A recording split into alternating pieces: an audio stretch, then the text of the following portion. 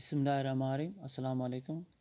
My name is Ali Sikandar. I am going to explain the vocabulary of editorial Gurgaon controversy, published on December 19, 2021. Let's get started now.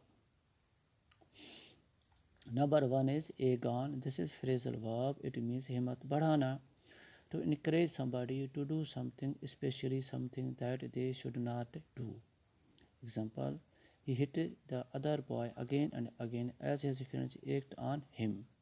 Number two is come up. This is a phrasal verb. It means zere bahsana, to be mentioned or discussed.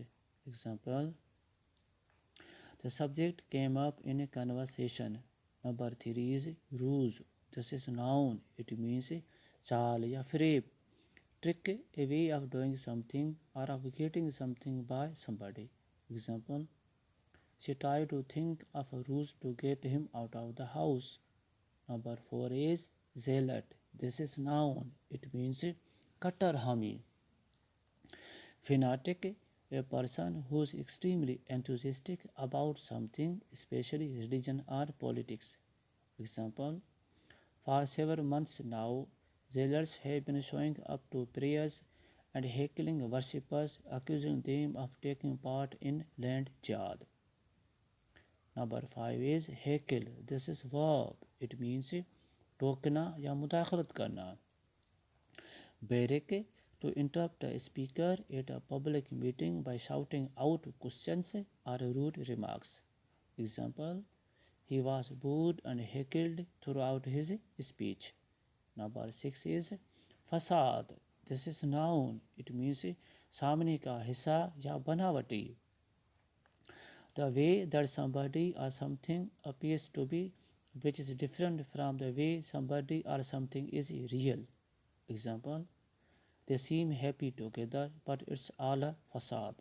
Number seven is adhere to.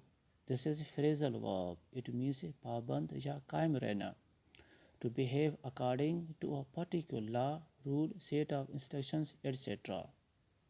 Example, staff should adhere strictly to the safety guidelines. Number eight is lurk. This is verb. It means पोशीदा रहना या घात में बैठना. Skulk, to wait somewhere secretly, especially because you are going to do something bad or illegal. Example, I saw a man lurking in the shadows.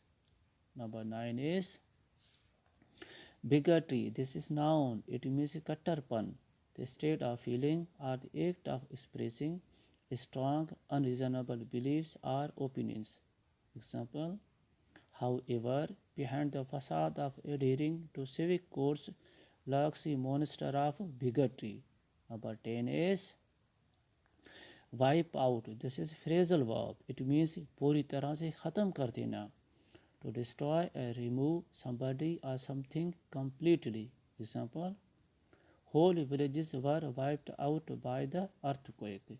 Second example, the problem seems to be the community itself, as Hindu extremists want to wipe out all traces of Muslim culture and practices from the country. Number 11 is harbinger. This is noun. It means peshkhima. Herald, a sign that shows that something is going to happen soon, often something bad. Example, in fact, that dark day served as a harbinger for India's Muslims regarding what was to come. Second example, her father's successful job interview was seen as a harbinger of better times to come. Number 12, wave. This is noun. It means lahar, a certain increase in a particular activity or feeling. Example, a wave of panic spread through the crowd.